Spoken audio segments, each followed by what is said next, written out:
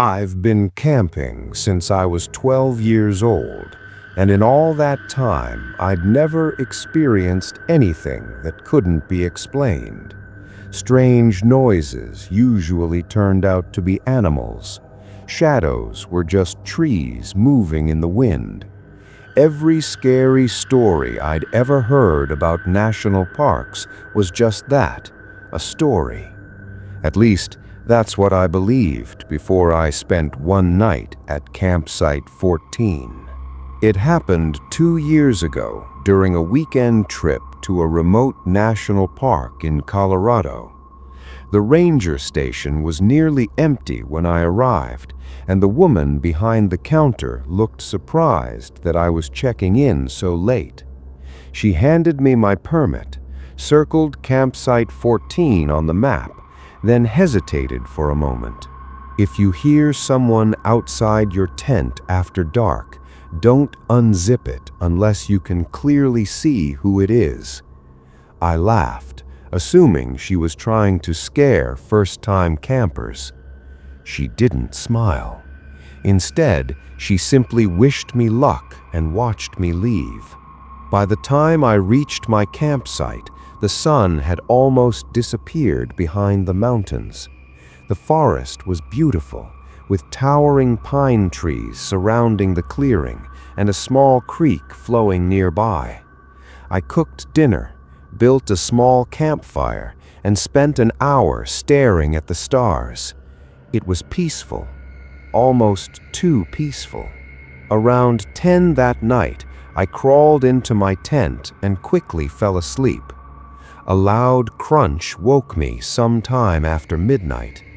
At first, I thought it was a deer walking through the woods. Then another crunch, and another. Heavy footsteps, slow, deliberate. Something was circling my campsite. I stayed perfectly still, listening as the footsteps stopped just outside my tent. Silence. Then came 3 slow knocks. Knock, knock, knock. I held my breath. A man's voice came from outside. "Hey, are you awake?" Relief washed over me. I figured another camper had gotten lost. Before I could answer, I remembered the ranger's warning. Something didn't feel right. The voice spoke again. "My flashlight died. Can you come out for a second?" It sounded normal, friendly, but there was one problem. There were only 14 campsites in that part of the park, and mine was the only one reserved that night. I reached for my flashlight without making a sound. The beam shined through the thin fabric of the tent. No shadow, no silhouette. If someone was standing inches away, why couldn't I see them? Then the voice changed. It became softer, almost like it was smiling. "I know you're awake." Every muscle in my body locked. The footsteps slowly moved around to the back of the tent, then to the side, then directly above my head. The fabric dipped slightly, as if someone was pressing a hand against the roof. I wanted to scream. Instead, I covered my mouth and stayed completely silent. For nearly 20 minutes, whatever was outside walked slow circles around my tent. Sometimes it whispered, sometimes it laughed. Once, it started humming a lullaby I'd heard my grandmother sing when I was a child. No one else knew that song. Eventually, everything went quiet. I waited another hour before convincing myself it had finally left. Then, a zipper slowly began opening. Not mine, the zipper in the empty tent at the campsite next to me. The echo through the silent forest. Someone or something had just opened a tent that didn't belong to anyone. A few seconds later, I heard footsteps walking away into the trees. Morning couldn't come fast enough. As soon as the first sunlight appeared, I packed everything in less than 5 minutes and drove straight back to the ranger station. The same woman was working at the desk. She looked at my face and immediately asked, "You heard it, didn't you?" I nodded. "What was it?" I whispered. She sighed. "We honestly don't know." She opened a drawer and pulled out an old photograph. It showed Campsite 14 nearly 20 years earlier. There were police cars, yellow tape, and a collapsed tent. "A family disappeared here," she said quietly. "Search teams found every piece of their camping gear, but not a single person. Since then, campers have reported hearing voices outside their tents, asking them to come out." I felt my stomach drop. "Has anyone ever opened the tent?" She looked down at the photograph before answering. "A few." "What happened to them?" She slowly shook her head. "They were never found." I haven't camped alone since that night. Sometimes my friends ask me why I always choose cabins instead of tents. I just tell them I sleep better indoors. The truth is, every now and then, usually just after midnight, I'll wake up to a faint sound outside my bedroom window. 3 slow knocks. Knock, knock, knock. And no matter how curious I am, I never look outside.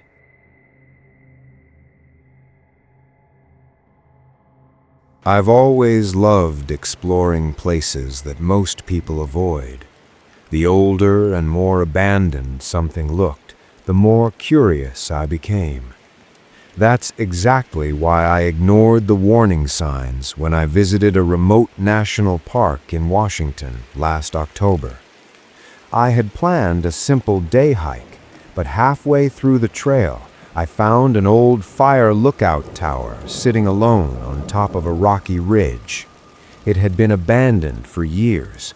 The windows were broken, the paint had peeled away, and rust covered nearly every inch of the metal staircase. At the trailhead, a ranger had casually mentioned that the tower was closed for safety reasons and told me not to go inside. I nodded, smiled, and promised I wouldn't. But standing there, looking up at the lonely structure against the evening sky, curiosity got the better of me. I climbed the staircase, one slow step at a time, until I reached the observation room. The air inside smelled like old wood, rust, and mold. Dust covered everything. An ancient radio sat on a desk beside several weather logbooks that looked like they hadn't been touched in decades. While flipping through one of them, I noticed a final handwritten sentence that sent a chill through my body. It read, "If someone starts climbing the stairs after sunset, don't let them in." I laughed quietly, convinced it was just another creepy story left behind by bored rangers. I walked over to the window and watched the sun disappear behind the mountains. Within minutes, the entire forest below was swallowed by darkness. There wasn't a single light anywhere, just endless trees stretching toward the horizon. Then I heard it. Clang. A slow metallic sound echoed beneath the tower. It sounded exactly like someone stepping onto the old staircase. I grabbed my flashlight and leaned over the railing, expecting to see another hiker climbing toward me. There was no one there. The staircase disappeared into complete darkness. Then another step. Clang. Slowly, deliberately, someone was climbing. My heart began to pound. I called out, "Hello?" My voice echoed across the mountains, but no one answered. The footsteps continued, one step, then another, each one closer than the last. I stood frozen, staring into the darkness, waiting for someone to appear around the final turn in the staircase. No one did, yet the footsteps kept coming. Finally, they stopped directly outside the observation room. The old wooden door stood only a few feet away from me. On the other side, I could hear slow, steady breathing. Then came 3 gentle knocks. Knock, knock, knock. A young woman's voice quietly said, "Please, let me in. Something followed me." She sounded terrified. I took a step toward the door without even thinking. Every instinct told me someone needed help. My hand reached for the handle. Then I remembered the warning in the logbook. Don't let them in. I froze. The woman started crying. "Please, I don't want to die out here." Her voice sounded so real, so desperate, that every part of me wanted to open the door. Then something strange happened. The breathing stopped completely. There wasn't a single sound outside anymore. I slowly leaned toward the narrow crack beside the door and looked through it. The landing was empty. No woman, no backpack, no flashlight, nothing. My stomach dropped. Before I could move, the same voice whispered, this time from inside the room behind me. "Thank you for opening the door." I spun around so fast I nearly fell. The room was empty. Every corner, every shadow, nothing was there. Then I looked toward one of the broken windows. Reflected in the dirty glass, standing only a few feet behind me, was a tall figure with unnaturally long arms and a pale face that didn't have a mouth, only 2 dark eyes staring directly into mine. I turned around instantly. Nothing. When I looked back at the window, the reflection had disappeared. Suddenly, the entire tower shook as something slammed into the staircase below. Bang! Then another. Bang! Heavy footsteps exploded up the metal stairs, climbing faster than any human possibly could. The rusty staircase screamed under the weight. I didn't wait another second. I burst through the emergency exit and climbed down the outside ladder as fast as I could. Halfway down, I looked back toward the observation room. A tall silhouette stood silently in the doorway, watching me. It didn't chase me. It didn't move. It simply watched until I reached the ground and sprinted into the forest. I didn't stop running until I reached the ranger station just after midnight. The ranger listened without interrupting while I explained everything. When I finished, he sighed and quietly asked, "Did you read the logbook?" I nodded.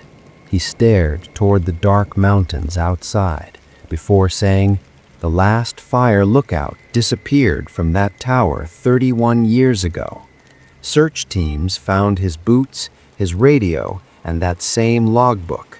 The final sentence he ever wrote was, 'Someone is climbing the stairs, but I can still see them standing at the bottom.'" I never returned to that park. Even now, years later, whenever I hear slow footsteps climbing a staircase behind me, I don't look back. Some things don't need to be seen twice.